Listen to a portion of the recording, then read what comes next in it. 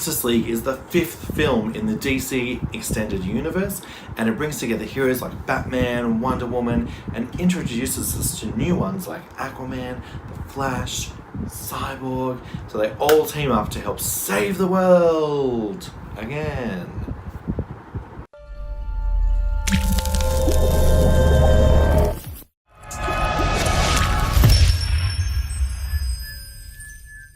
So the film starts out with Batman obviously feeling sorry for himself after everything that happened in Batman vs Superman.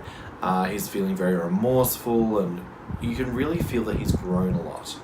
Not physically, but emotionally, and matured quite a fair bit. So he's hunting down these alien creatures that are appearing all over the earth. With the help of Wonder Woman, they discovered that this guy called Steppenwolf is coming. Now, Steppenwolf backstory, who he is, what he wants, why he's coming, is all explained in this really great scene by Wonder Woman, played by Gal Gadot, and it's just phenomenal, so good. Steppenwolf is a really good villain. He's intimidating, he's scary, there's no messing around, there's no pussyfooting around, there's no banter back and forth. He comes on Earth, bang, where's my mother box? Bang, where is it? Bang, it's amazing. It's not like other villains in other comic book movies that are quite forgettable and lame. I really enjoyed it. He is all CG. And that's because he's an alien from another planet, so we can't look like a human. Deal with it. Story-wise, look, there is some issues. So when the film first started, and the first 20 minutes, I was a bit like, oh no, what have they done? Not again. Oh, I can't watch. And then it just kind of kicks into gear. And I think, for those who don't know, the studio mandated that the film had to be 2 hours. It couldn't be any more. So all these scenes where it's just choppy and changing and I feel like suffered from that mandate being put on them. And I really think that the studio should stop, let the filmmaker do their work, tell the story they want to tell. 2 hours, 45 minutes, that's what a Justice League movie should be, darls. Not 2 hours. As the film moves along in the second half, all of our heroes are together, they're fighting, they're arguing, they're kicking butt, and it is so good to watch. I had a lot of fun here. Bruce, Batman, and Diana, Wonder Woman, lead the team. And they do such a good job of figuring out how they're going to do that, how they're going to recruit these other people, and I really enjoyed seeing that process. I felt like it should have been a bit longer. Similarly, the introductions to The Flash, Aquaman, Cyborg are really fast. Now we know we've got an Aquaman movie coming, so we're probably going to get a more fleshed out story. We don't have a release date for Cyborg or even an announcement about it, which is a little concerning because he probably needed the most time to explain exactly what he was, where his power came from, what he can actually do, because he pretty much spent the movie being Felicity from Arrow,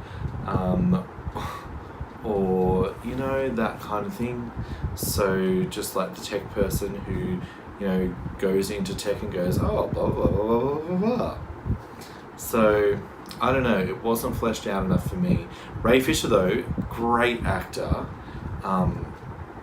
great acting skills, just didn't really have much to work with, and his character didn't develop enough for me to care.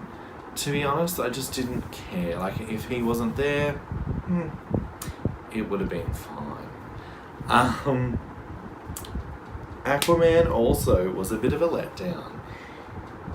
He was in the background, and he had a couple of lines. All his good action scenes we already saw in both trailers, so that was a bit frustrating. For me, there was like one action scene that we didn't see.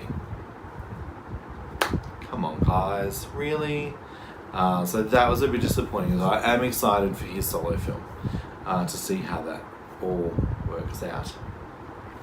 Now, Lois Lane and Martha Kent are really good side characters in this film. They have a couple of scenes where it's just them, and they're talking about, you know, Clark and Superman and what life's like now, and it kind of creates some good context of where this world is, and it's very reflective on our world. There's a scene at the start, particularly,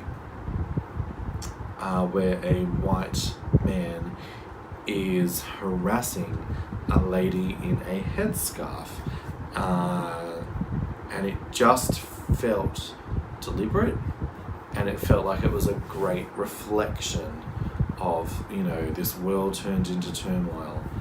And I really appreciated what they did with that. I don't know if it was deliberate. It looks deliberate. I liked that. I like that part about Zack Snyder films, is that he'll put something subtle in there, and it's just like, and it usually takes a couple of years to get it. So I'm glad I picked up on this. It was quite a long scene. Wonder Woman, amazing as always. She just doesn't disappoint. She kicks butt in this film. Her action sequences are phenomenal. The scene in the bank that we've seen in the trailers, how that scene ends, amazing. There's stuff on Themyscira, and it's some of the best action sequences in the film. The final boss fight is interesting. It's very much a team-up effort, and when they do team up and it all works, great. You're really kind of left with this longing to see more, and I think they got that right, because the movie finishes and you're like, oh, I'm pumped, I'm jazzed, I want to see more. So I think they got that part right. Just keep in mind as well, there's 2 after-credit sequences, so stick around for both, particularly if you're a DC Comics fan and have knowledge of the Justice League. You will want to stick around to see where they're headed next, and I think if they're going to do what I think they're hinting at, it's a very smart move. So let's talk about the special effects. So the CG is obviously very heavy. We have a full CG villain, 90% CG hero. A lot of the backgrounds and a lot of things are CG. Where the Flash is in Speed Force, it's all CG, and it is beautiful. Scenes with the Flash are among my favourite. When time slows down and he does things, it's amazing. It's so well shot, and I really hope that's the bar for the Flash films and for the Justice League films moving forward if Zack Snyder is no longer involved. Now, a lot of issues have come up in the final battle. We've seen the trailer, the pink CGI. All I will say about that is, anytime I saw CGI in this movie, I never thought it looked awful, I never thought it looked cheap, I never didn't believe it. The only time I thought it looked cheap and I didn't believe it is Henry Cavill's mustache. There's quite a few scenes where it is bleedingly obvious that they've gotten rid of it, and his face looks awful. Particularly in the very first scene of the film. Oh no, poor guy. Come on, Mission Impossible. You could have done something for him, because it looked so bad. So bad. Now, Justice League, the music was different. So we didn't have Junkie XL.